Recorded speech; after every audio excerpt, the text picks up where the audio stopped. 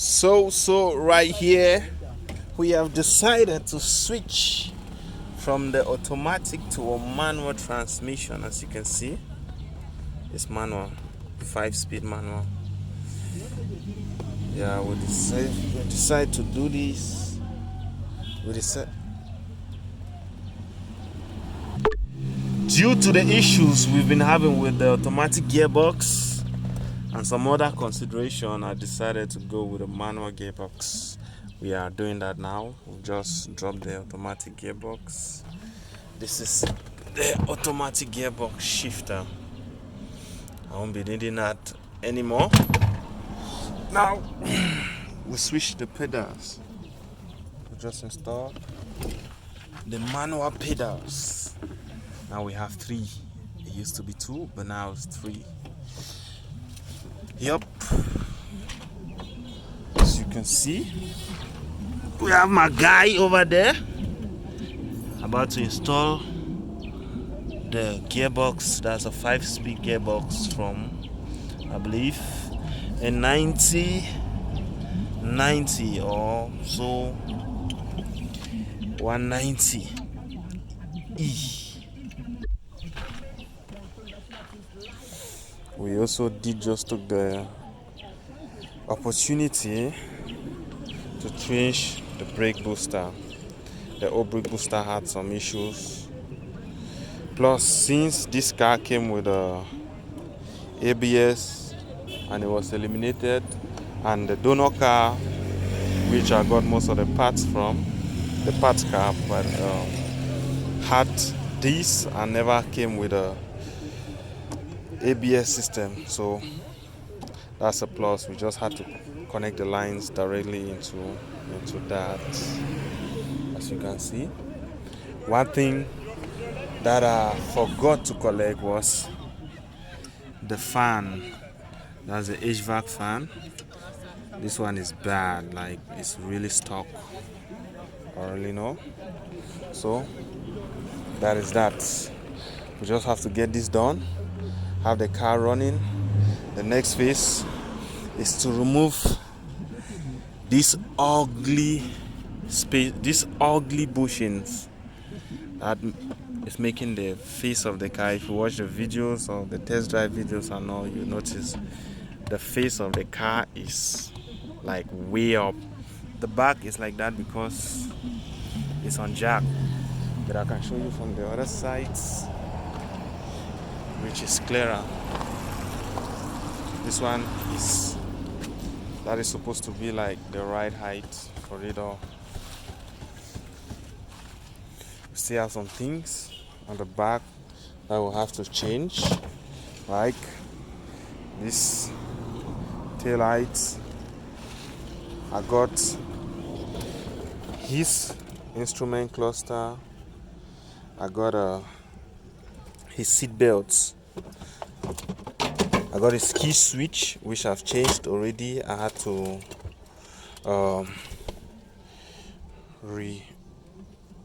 reshim the keys, or I had to do some magic on the keys to make it work with his key switch. But we done that already. I took his seat belts.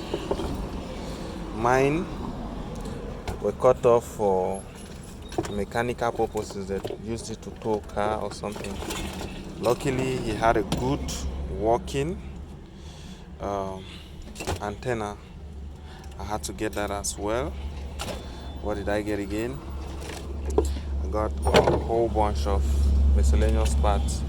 Took his side markers. These are things I took from him. I'm still to get into air vents and some other little pieces. Yeah.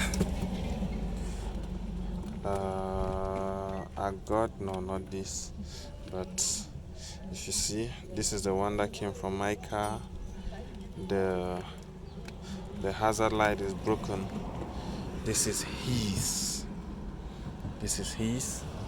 that I got. I got his window regulators, and one of the fortunate things that I'm really proud of, that I'm like really happy, is mine my door handles never came with the little covers that covers this area, but his had it, so I got that as well. A multi-purpose relay and a bunch of other things. Let me take you to a car. I got this from him. This is the old brake booster that was in the car.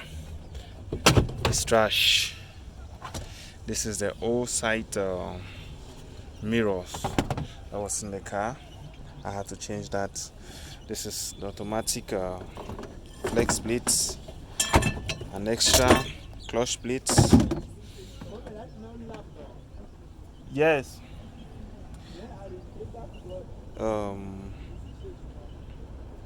This is the ABS and an extra,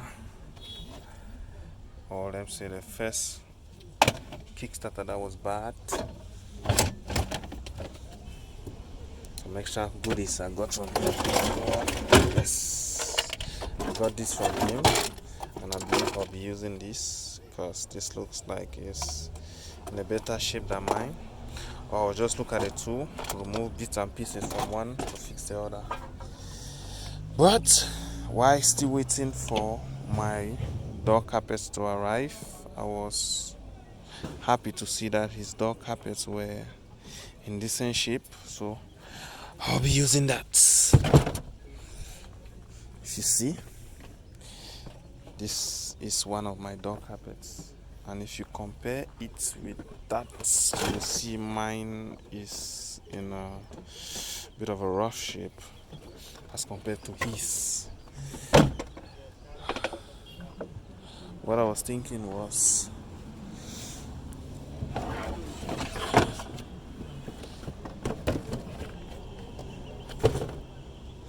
this is the passenger side. I believe this was mine. So what I was thinking was get this, look for a local boat repairer. These guys that work with fiberglass and epoxy to realign this if the guy was to bring the new carpet for me doesn't show up. So I was looking to contact a guy who's coming from Nigeria. Apparently he buys from Nigeria, so I'm sure this I'll be having the UK spec. But if that seems to take a bit of time, I will look for a local boat repairer so you can use epoxy and a fiberglass to like soak this in epoxy and have it conform to the original shape. I believe it will be stronger than this and it will last longer. So it's just a thought for now.